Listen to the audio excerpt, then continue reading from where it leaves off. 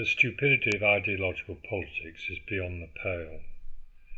The UniParty seems to be drowning in its own contempt. Frustrated by a 10-inch engineering brick wall, my other bought me the mother of all drills. Well, it was to me. A rotary hammer drill, this brute plunged through in around 60 seconds, where, following years of abuse, my old drill gave up the ghost after 25 years of faithful service. I was astonished as I was pleased. Technology like this depends on electric supply to work and a myriad of sourcing, design, production and logistics expertise. Most important, it all depends on competent politics and the efficient combination of authority and information, which are key components that metamorphose to create power. Without power, there's no point in politics and nothing can get done. This entails the use of a system that ensures the best information flow to the executive while ensuring all vested authority is temporary, requiring a system that can give or remove permission independently of the executive. There's a system. It's not entirely utopian, and you'll hear of it below. Now back to that tool.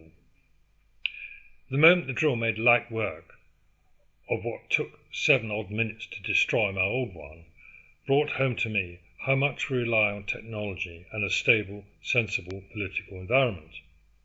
Without essentials of civilization, but for a few lucky people, all is lost. The fragility of today's spoiled age and the monumental ignorance of people with our future in their hands are stalking us.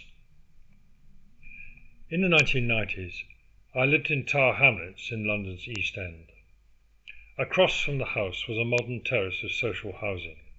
A drug dealer used to hang out the window, mobile in hand, arranging this and that by way of business. Perhaps ironically, this activity is highly entrepreneurial and, for many without education to speak of, it was a market to find work and a reasonable income. Bad behaviour, lucrative business. In a manner of speaking, good, in apostrophes, business.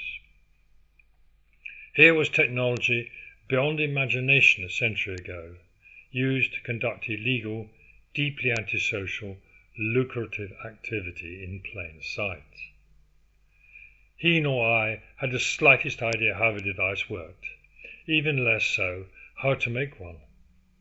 A decade before, all we had were those imaginary Star Trek mobile phones that, for some strange reason, went beep beep to call for help. Always a useful guide for baddies or monsters. The modern equivalent in South Korean movies is the useful flashing light on electronic bugs placed to secretly monitor what people are saying. When people say they are this or that East, socialist, communist, fascist, etc., or say they are conservative, Republican, Democrat, a travesty on democracy, Labour, Green, Reform, etc., they are branding their minds to say that their political thinking either appears to be or is servile to the thoughts of, usually, long-dead academic or political theorists. Strictly, the only ist free of self-applied labels, otherwise called identities, is the messy word meist. People with minds of their own, free of the mental cage of ideology, are the common enemy of servile conformism. Societies pay dearly when it disrespects the awkward squad. There's only one system that exists to find out what to do, from what sense that can be made from society, and that's democracy. Unlike systems that control branded minds of the servile, e.g. most UK police and a dangerously large part of the establishment, democracy is not utopian, unless you include the idea that trying to do the best is like aiming at a utopia that constantly changes with time and circumstance. You might call it dynamic utopianism. Today's fixed utopians are like soldiers terrified of weapons they don't understand, paralysed, firing in one direction, while the enemy is coming at them all over. But the difference is that the theories that control their thinking make them believe they're close to suicidal behaviour is the perfect way. The UK's increasingly self-destructive energy policy is an example. Indeed, my wonderful drill would be worthless junk along with all that's left of British industry without dependable, reasonably priced electricity. The UK is an oil economy run by politicians in the grip of a very dangerous delusion created by the artificial stupidity and ignorance caused by ideological inculcation. Similarly, blind belief that all cultures are equal and its increasingly appalling effect on society arises from the poison of ideology. Many MPs are unwittingly making it even worse, enemies of society. They genuinely believe that they're working for the best. Ignorance and stupidity on stilts is pitiful in otherwise mainly intelligent and sensible people reduced to the degradation they intend for everyone.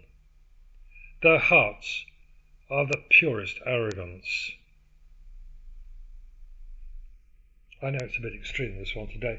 I have been influenced by several recent reports of really appalling things going on in the streets, and then the often pathetic apologies from those who are either directly responsible for their presence or responsible for the fact that they have not been appropriately controlled to avoid such things as public attempts to behead innocent people.